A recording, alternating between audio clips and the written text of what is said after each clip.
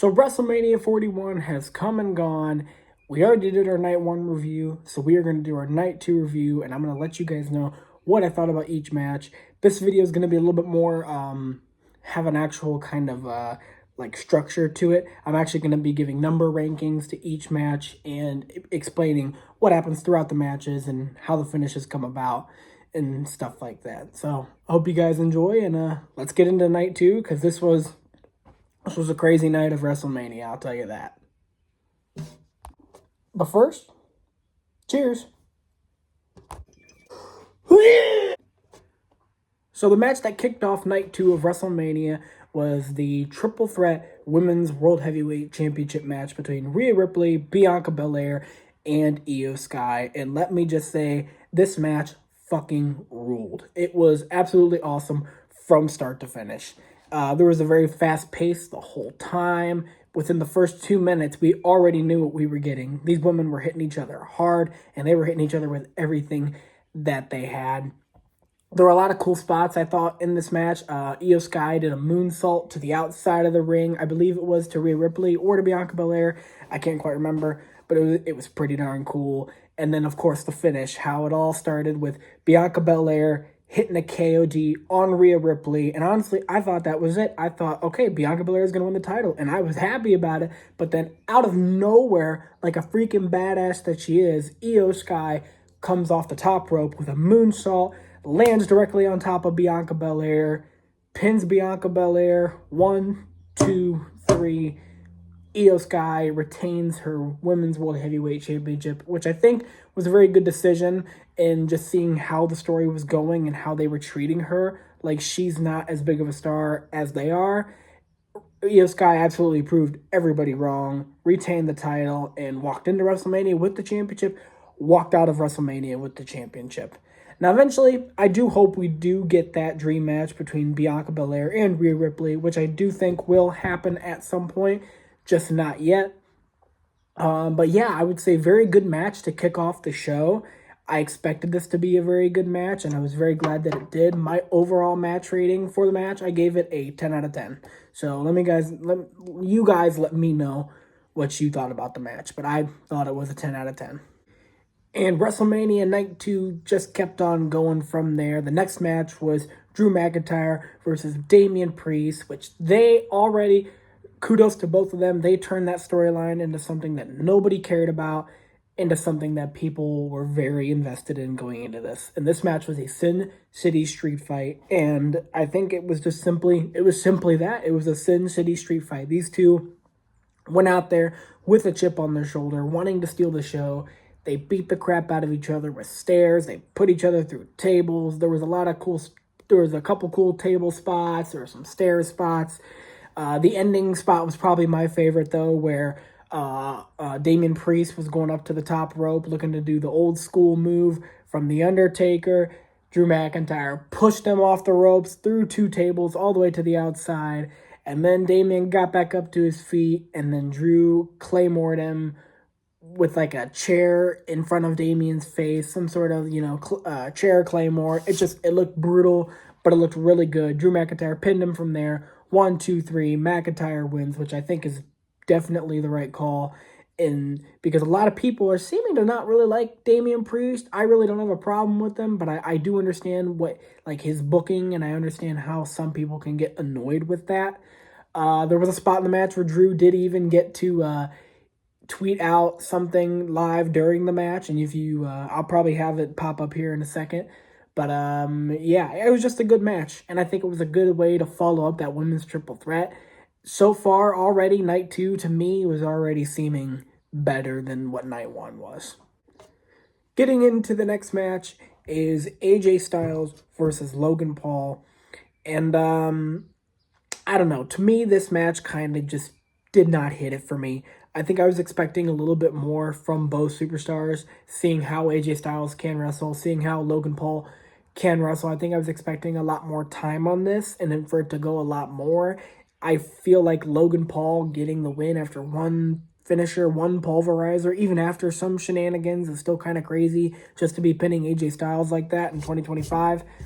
Hopefully That's probably the end of their feud. I don't really know what Logan Paul's going to go on to do. He could go on to win Money in the Bank. That is always an option. I don't foresee them putting a title on him anytime soon unless they insert him into the United States Championship picture or even the Intercontinental Championship picture. But I don't really see Logan Paul winning a title anytime soon. I do think AJ Styles is possibly going to face John Cena maybe at SummerSlam, but we'll get into that here and later on. I don't really know where they're going to go with AJ Styles from here. Well, actually, I do know they are going to probably do a feud with Karrion Kross, and hopefully it does get Karrion Kross on TV a little bit more. I really like him, and I really like the stories he's able to tell, and hopefully they give him a little bit more opportunity. Just through his social media and through his promos, he just gets me intrigued and gets me involved. So, yeah, like I said, there were shenanigans, and then the match ended, and it just kind of didn't hit for me. And I think, like I said, was expecting more, but it's what we got, and I'll take it. I think the crowd kind of liked it. The crowd seemed a little bit into it. Some other people said they kind of liked it. There was a couple cool spots in the match, like Logan Paul hitting a Styles Clash on AJ, then AJ getting right back up and hitting a Styles Clash on Logan Paul.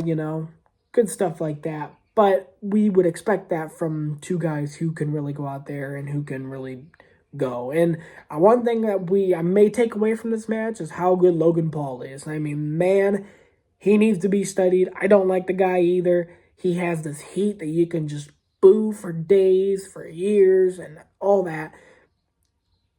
But he is one talented person, one talented wrestler, and I give him all of his flowers because he is great in ring. But yeah, I gave this match probably about a 6 out of 10 as well. Almost forgot to talk about the Randy Orton Open Challenge segment. So originally this was going to be Randy Orton versus Kevin Owens, but sadly due to Kevin Owens' neck injury and needing to take time off to go get surgery and get things fixed, he was not able to compete in this match, which really sucks. But they still wanted to get Randy on the card, and they gave him an open challenge. And they left it to really be a mystery up until the very moment where, say his name. If anybody said it in Las Vegas, well, damn, he heard it, and he appeared. Joe Hendry accepted the open challenge. Got a decent pop out of the Vegas crowd. My brother, a lot of people I was with were not fans of Joe Hendry accepting the open challenge. And, I don't think it's a huge deal. I mean, it's definitely a huge deal for Joe Hendry and TNA to be on a WrestleMania card, but I don't think it's a big deal. I mean, Joe Hendry is somebody who can just take a loss from Randy Orton just like that and not really have their career affected in any way. Getting to work with Randy on WrestleMania, even if it is for 30 seconds in the ring, you still get to say you got to work with Randy Orton in the ring at WrestleMania. Pretty sure this match was just there to give Randy a moment in a WrestleMania match, a one-on-one match. Decent spot with Joe Hendry doing his famous turnaround pose, and Randy Orton and beautiful RKO out of nowhere. Ended the match 1, 2, 3, just like that. And then Randy Orton was trying to be funny, and he decided to do Joe Hendry's pose and do his little arm pose. And I just thought it was funny. And Randy seemed to be having a good time, and seemed to just be like lighthearted fun. But honestly, I don't feel like, it didn't need to be on Mania. But I'm always up to see Randy on WrestleMania. So I'll give this match a 7 out of 10. The next was also another match that happened right before the main event. I don't know why I said also. but it was Lyra Valkyria and a mystery tag team partner versus Liv and Raquel Rodriguez for the women's tag titles. And immediately, originally this was supposed to be Bayley. And then once rumors started hitting online that Bayley was out of the match, people were already immediately speculating that it was going to be Becky Lynch. And it was none other than Becky Lynch. She comes down, makes her return, probably since May of 2024. Very good to see her back in the ring. Just very basic women's kind of tag team match. Her and Lyra Valkyria got the win and took the titles. As we see, it did not last very long. They lost it on the Monday Night Raw after WrestleMania back to Liv and Raquel, which leading to Becky Lynch's heel turn. But I think just getting to see Becky Lynch team up with Lyra Valkyria on WrestleMania was pretty cool, especially if you do know their NXT history and all their history down there, and just how long they've known each other in the business. I maybe Becky's gonna go after the women's Intercontinental Champion, but that's for another video and for another topic to talk about. But honestly, it was okay match. I would say probably 5 out of 10. Now brings us into the fatal four-way match for the Intercontinental Championship featuring Braun Breaker, Penta, Finn Balor, and Dirty Dominic Mysterio. And let me just say, Dominic Mysterio got an insane pop from the Las Vegas crowd. He didn't end up winning the match, and him as the new Intercontinental Champion is just crazy to me. The match, though, itself, it was good. I felt like it needed to be just a little bit longer. I feel like I definitely felt that they had to cut it down for time, which is understanding. But Braun Breaker pretty much killed Carlito once again. He speared him through the announcer's table, off of the other announcer's table. I swear, Braun Breaker has the best spears in the industry. You can't even top it. Roman Reigns is not even comparable to Braun Breaker's spear. And Roman even knows that. He learned that from the Royal Rumble match. Dominic Mysterio winning, I think, is definitely... I don't know if it's the right call, but it's an interesting call. Giving that man his first singles gold on the main roster, I think, is definitely huge. Yeah, we know he won the NXT North American Championship back in 2023 or 2024, and it was a good run, but finally giving him the singles title, the singles gold, something of an accolade that his father actually held, which I'm pretty sure Rey Mysterio's won the Intercontinental Championship once or twice, but I think it's just important for his character and to see where exactly this goes. I do think it is going to cause Finn Balor to split up from the Judgment Day as Dominic Mysterio hit a frog splash on Finn Balor, I believe. I believe it was on top of Finn Balor and then pinned Finn Balor. Either way, he pinned Finn Balor to win the match, and I'm sure that's probably not sitting right with Finn. And we're going to find out over the next couple weeks on TV. But yeah, like I said, I think it was a decent Mania match. I think it needed to be just a little bit longer. But I understand why they had to cut some time out of it. It makes total sense. And I would say I gave the match probably a 6 out of 10.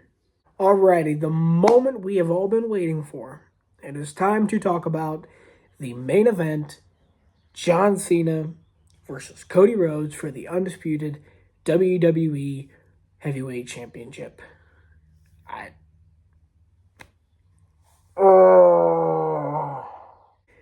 There are some moments in wrestling that you just sit there and you ask yourself, why did they do that?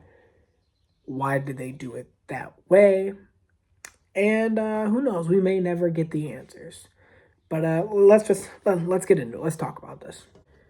So immediately, right out of the gates, I think this match fell flat. I don't think it sucked, but I think it fell flat for me and maybe for a lot of other people.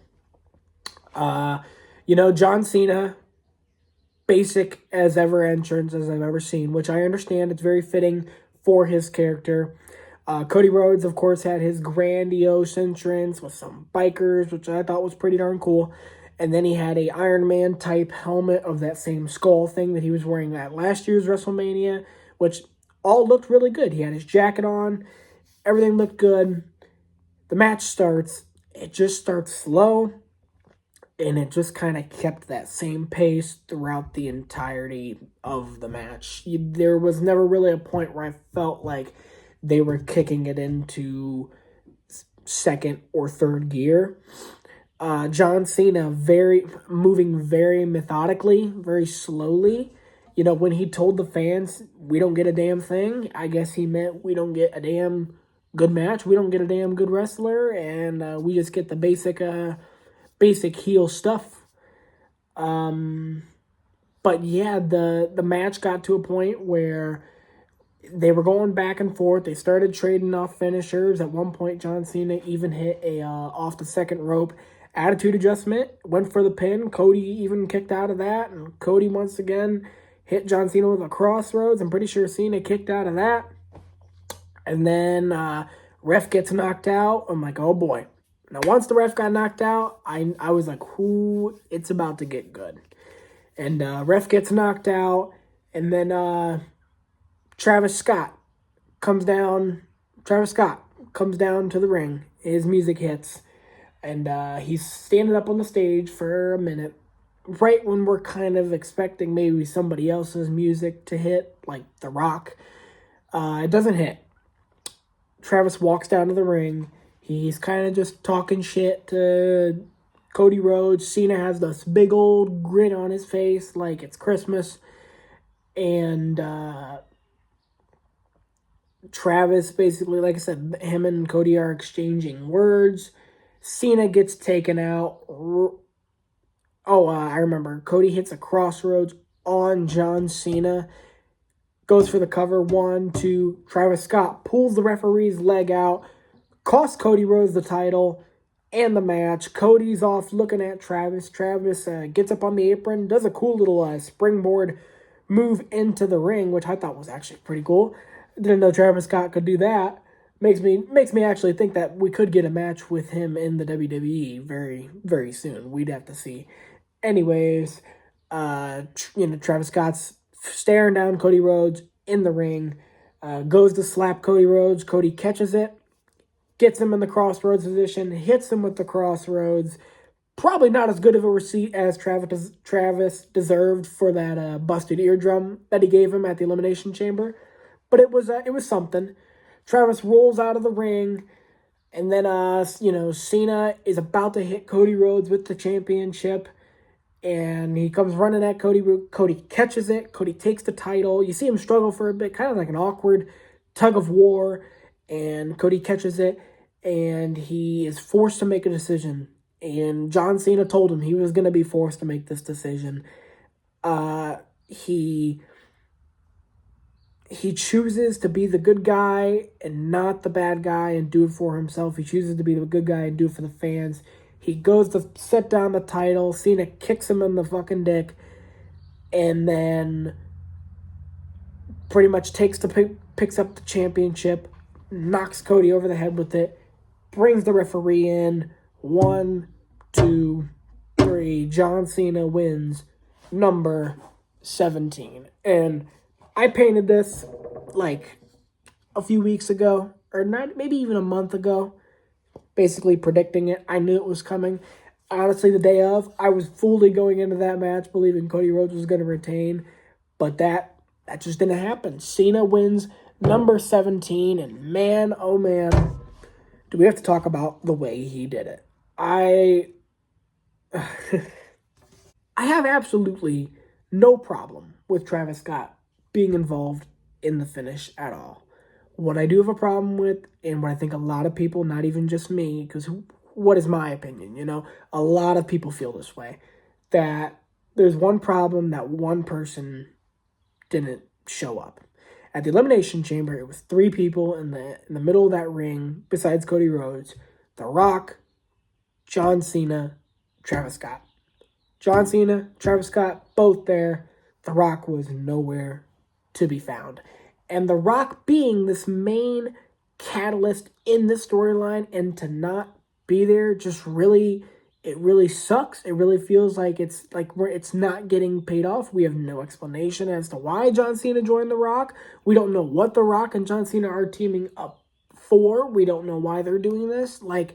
They still haven't explained it to us. And everybody thought, the weeks going into Mania is like, okay, he's not explaining it on TV. Rock's not showing up, but he's going to be there. He's going to be at Mania. We all were really hoping. I'm sure there were some people in Vegas saying, you know what? Fucking $500. Rock's going to be in Vegas tonight. And he wasn't there. And it was very disappointing. And I'm sure to anybody who lost money on that, it would be very disappointing. But just as fans and following the storyline, and hoping for a decent payoff and to not get it, it just kind of sucks. And I saw what The Rock said on the Pat McAfee show, and he said that he felt like The Rock's business was done. He felt like the final boss's work is done. But I feel like me and a lot of other people do not agree that it was not done. If he would have shown up and, show up Elimination Chamber, do that whole I want your soul segment, Cody doesn't want you, Cena sells out, he needed to be there for some of that buildup and for some of John Cena's explanation. Maybe at a different time we'll get that. But we're running out of time on the Cena clock here. There's only about 20, probably 26 dates left, I think. After that Monday Night Raw appearance, I think it's 26 dates. And we're running out of time. And I think The Rock needed to be at WrestleMania and be involved in this finish and exactly what happened. You know, he says the final boss's work is done. I think if he would have gone to Mania, pretty much handed John Cena the championship by some screw jobbery, we don't even need everybody else coming out there. I don't even need Seth Rollins and Paul Heyman coming out there. We don't even need that yet. We just needed The Rock for this. We really did. We needed The Rock to come out, cost Cody the match, basically handing Cena the title, the corporate title, puts it in his hands, and then the final boss's work is, I feel like, done. At least you can write him off for a bit, and then you really want him to come back. And we know it's simple. The Rock chose John Cena to be the corporate champion. And maybe that's a simple explanation that we're all supposed to just understand and know. But they didn't tell it at Mania. And they just didn't get the story point across that I think that they wanted to. Now, I will say, Cody Rhodes was one hell of a champion. I loved his championship reign. Second to Roman Reigns is already. I think he's probably the best babyface that we have had in a long time, that is not afraid to go to the edgy routes when he needs to. And I think that's part of what upsets a lot of fans about WrestleMania. We've seen Cody be put in those positions before about doing the right thing or doing the wrong thing, and,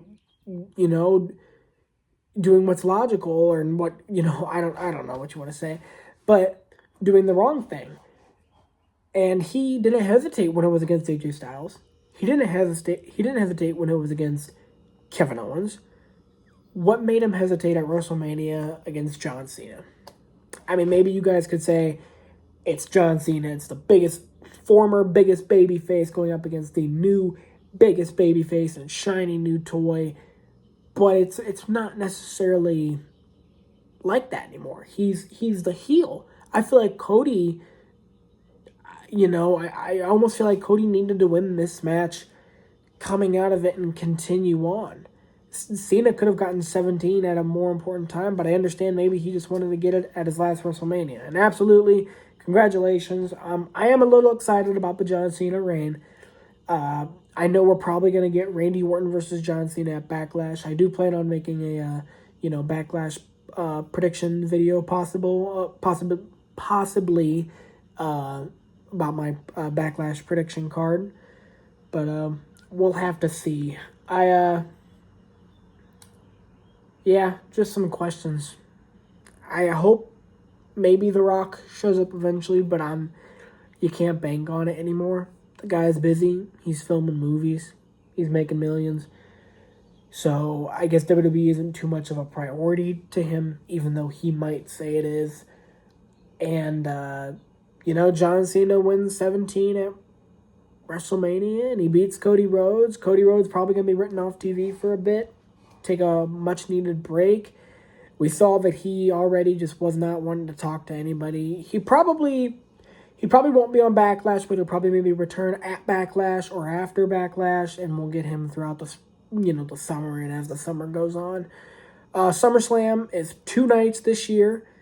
I don't know the exact dates. It's in New Jersey. Cardi B is supposed to be hosting. I'm not going, but it'll be an interesting show. I'm excited to see how they really make SummerSlam a worthy 2-night show. So we'll have to see. John Cena, number 17, via help with Travis Scott. Okay. And then, oh man, and you know what just hit me? Michael Cole's cringy commentary when he says, I get those goosebumps every time when Cody Rhodes hit Travis with a crossroads. That was horrible. And I will say one of my genuine complaints about this WrestleMania was there was a lot of ads, and I understand WWE's making their money, but there was a lot of damn ads. More ads than I've ever seen at a WrestleMania in just the 2 nights. More ads than I've ever seen at any of the 9-hour WrestleManias. Like, it was absolutely crazy. And I wish WWE would also change up their formula of not showing the pre-match promos before the match on Peacock. Maybe they show them on Netflix, but they don't show them on Peacock. That's how I watch it. They need to start doing that again. It really helps get people that maybe weren't watching or haven't been watching get invested into the story, and it's only going to bring you more eyes, because some of those promos are absolutely some of WWE's best cinematic work. But yeah, WrestleMania 41. It wasn't horrible. It wasn't bad. I think it was right in the middle.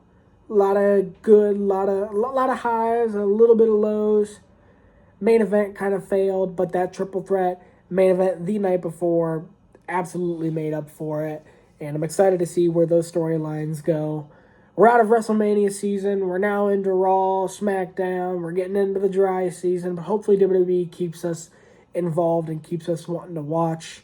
Hope you guys enjoyed my review of WrestleMania both nights. If you haven't seen the first video, go ahead and watch the first video. If not, it's cool too. I'm just doing this because I like to talk about wrestling, and I talk about wrestling and listen to wrestling way too much. And I'm not trying to steal that from Mr. Santy Zep. That's just the God's honest truth. I think it might be a trait at this point.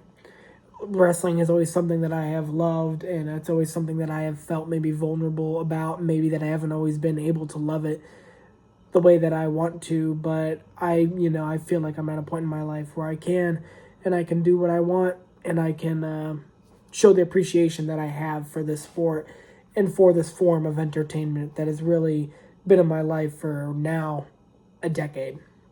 Hope you guys enjoyed, and I'll see you all on the next one. I know I didn't say it, but John Cena versus Cody Rhodes gets a 4 out of 10, in my opinion.